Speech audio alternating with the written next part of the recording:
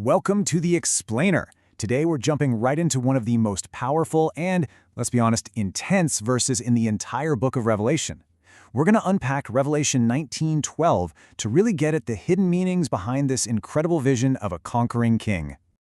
Just take a second to let that sink in. This is such a dense, dramatic portrait. It's packed with symbols that are meant to convey this huge sense of authority, but also this deep, profound mystery. You can feel the power just from the words alone. Okay, so what does it all mean? Eyes of fire, a head full of crowns, a name that's a total secret? Let's do this. We're going to break this verse down piece by piece, symbol by symbol, and really build a complete picture of who this figure is. All right, first up, probably the most striking feature of this whole vision, the eyes. Eyes that burn like a flame of fire. I mean, wow. That imagery is both kind of beautiful and, frankly, a little terrifying, and it's absolutely essential to understanding the nature of this king. Now, your first thought might be destruction, right?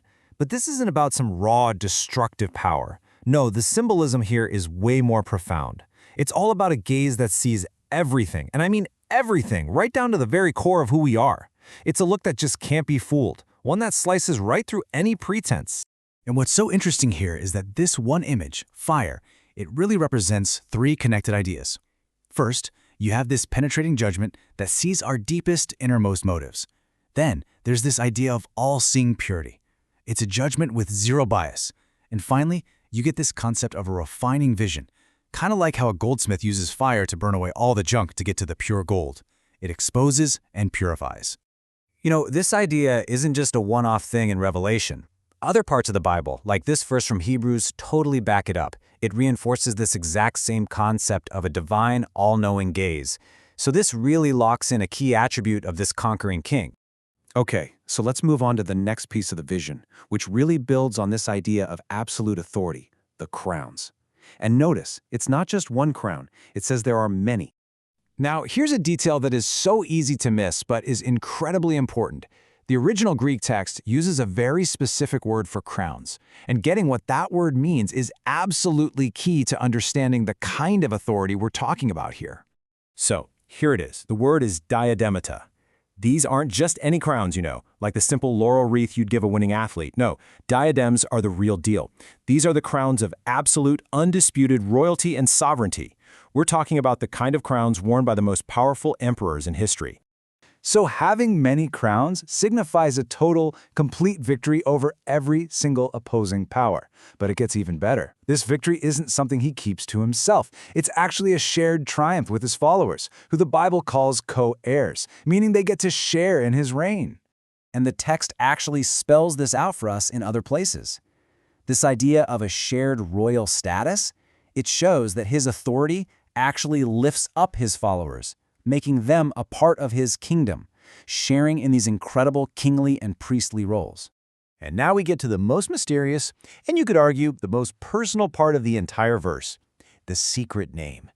This is where the vision shifts a bit, moving from this big public display of power to something way more intimate and, well, mysterious. Okay, so this isn't about hiding a word just for the sake of being secretive. In the world of the Bible, a name is so much more than a label. It represents a person's entire nature, their character, who they really are. So a name that no one knows, that points to a nature and a work that are completely unique, something beyond our full understanding. Right? That's the big question. Why a name that nobody else knows? What does this secrecy, this exclusive knowledge, really tell us about who this person is? Well, this really breaks it down for us.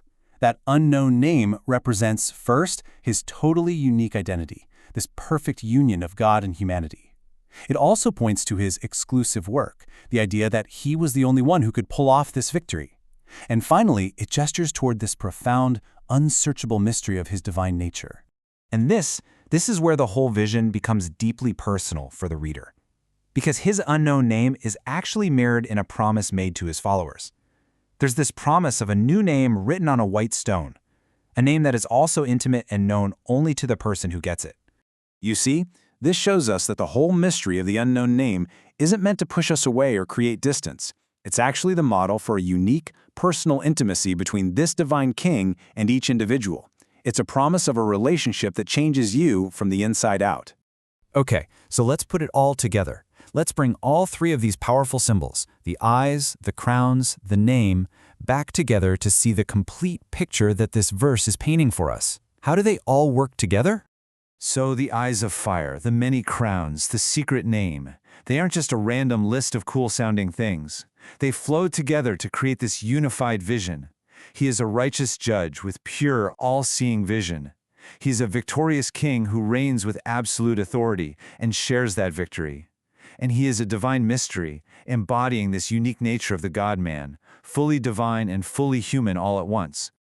So, that leaves us with this final thought to chew on. This whole vision, it isn't just about describing this conquering king. By echoing his secret name in the promise of a new name for believers, it's also pointing toward this incredible transformation, a whole new identity promised to others. So the question for us is, if a name truly reveals your nature, what does it really mean to be given a new one?